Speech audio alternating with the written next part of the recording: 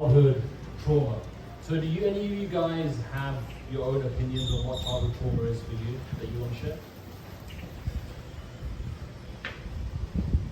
Cool. Things that are affecting us from, I guess childhood would be in a encompassed, maybe there's a point where childhood ends, right? But in that time frame of life experience, what might be sort of like living in you, continuing on in some energy form. Exactly, yeah. Especially between the ages of like 0 to 7, that's when our brains are really like forming and they're super soft. But even afterwards, like things like your parents divorced when you were like 14, that definitely impacts us, you know? Cool. So childhood trauma, the official definition properly is any deeply distressing or painful experience during childhood that overwhelms a child's ability to cope. It can come from things like neglect, emotional or physical abuse, losing someone close, or even growing up in a chaotic or unsafe environment. These experiences don't just stay in the past, they often shape how we see ourselves, how we trust others, and how we navigate life as adults. So who's got an example of childhood trauma they've experienced? And I'd like to be vulnerable and lead the way. I think that's only fair. So one childhood trauma that I've experienced is emotional abuse from my mom, and that's been, that heavily affected the way I relate with women, and there was a lot of healing that I have done and still continue to do to this day. So yeah, if anyone wants to share, you don't have to, I know it's personal, you are welcome to. I'll share. You like the microphone? Sure, why not? So I will share. I'm gonna be honest, like growing up, my mother was never like she would say like really mean things, to me and stuff like that. And like I would never talk to a child that way at all. To be honest, my father had another daughter, and her mother talked to her way worse. So at least I was blessed in that situation. But yeah, so I could start there. Interesting, cool. Thank you for sharing. Anyone else? You don't have to. I'm happy to share. Cool. You want the microphone? I mean, sure. Let's try the microphone. I mean, I'm trying to figure out how many details to share, or how much to talk. I could do a TED Talk. I mean, I was sexually abused by the old man neighbor that lived across the street when I was 6, 7-ish. But he was like around in my life, so he like built his whole relationship with me and was like around me. I lived next to the school, and he would just like linger and always be around, so he kind of felt like this uncle guy that was like cool, and he knew my family, knew my grandparents. So, but the thing at this point, I don't know if I'm meant to share this part, but it feels a little bit like it's really about more than that thing that happened for me. It's like has been more about like all the traumatic responses that have happened for the things that have happened since then, like how my mother handled it, or how I was not supported, and the process of like the ripple effect and all that is more for me about all those things than the thing. And I never really wanted to be a victim, so I was always like kind of pushing it, and then I didn't talk about it. So I think it's more about the thing, and it's about all of the things that happened since then also, that are like ballooning it, making it this kind of bigger thing in my life. If that makes sense. Yeah, that makes a lot of sense. Thank you both for sharing. So yeah, in a trauma like that, there's the main like event, and then the ongoing trauma since then, especially around as a child, where you feel powerless, where no one stuck up for you. No one stood up for you. That is also traumatizing. There are also traumas where we were supposed to receive something, but we didn't. We were supposed to be protected, but we didn't experience it. We were supposed to be emotionally nurtured and nourished by a mother, but we didn't receive that, And I know it's painful to talk about childhood traumas, but I've designed this in a way where it ends positive. Yeah. Like you feel good, you feel relieved, you feel optimistic. So, how do we heal childhood trauma? So the first thing we do is we identify what is unhealed. And then we do something called heart work. This is the modality that I like to use. That's the most helpful for me, the most efficient that I've found. And we identify what this part of you wants. For example, let's take the trauma that you mentioned.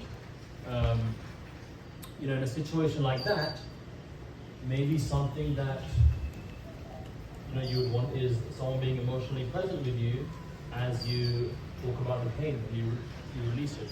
Something you didn't experience before. And then another thing is you enter the memory and you can rescue these parts of you if that feels right. It feels like the right thing to do when you experience a trigger. And 3 is we actually change something in your life. So, take a moment to say thank you.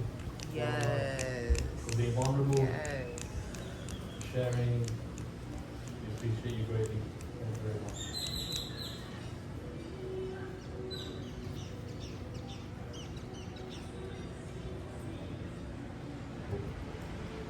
So, the next segment is called the My Biggest Pain Meditation. And what this is it's a deep dive into what's caused us the most pain. And the reason we do this is because we want to become aware of what is hurting us the most. So the things you have in your life now that are causing you issues are most likely coming from this. Okay. Whether it's Interesting. relationship, whether it's work related. And what will happen is I will guide you through this process of diving deep into this pain and coming out of it and getting to a point of more awareness, getting to feeling more self-love for yourself, getting to a point where you feel like, oh, this is what I need, okay. I thought it was more money what I needed, but actually what I want to be recognized or I want to be appreciated. Oh, I thought I wanted a partner, a boyfriend, a girlfriend, a husband, a wife. But actually there's a child in me that wants to be held and loved and nurtured. And I'm not saying we don't need money or we don't need a partner. What I'm saying is we've been conditioned to chase after certain things when it's really this pain wants to be felt. And what happens is as we feel through this pain and we nurture this, it becomes easier to attract those things as well. Does that make sense? See. Cool. So, Yeah, we could take a small break and wait Yeah. for her. Yeah, because sure. I'm a little like, That was quite a thing. yeah, I wish he was here. Next segment, which is the my biggest pain meditation.